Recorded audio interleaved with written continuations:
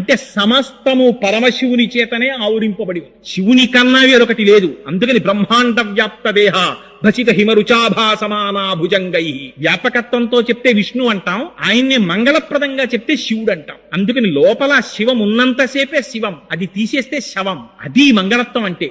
అందుకని ఆయన శ్మశానవాసి అంటే ఆయన శ్మశానవాసి అండి నిజంగా ఎక్కడో శ్మశానంలో ఉంటాడనే దాని అర్థం. నిజంగా అలా ఉంటే ఇంకంతకన్నా గొప్ప ఉపకారం ఉందండి. ఎవడొస్తాడు మన వెనకాతల?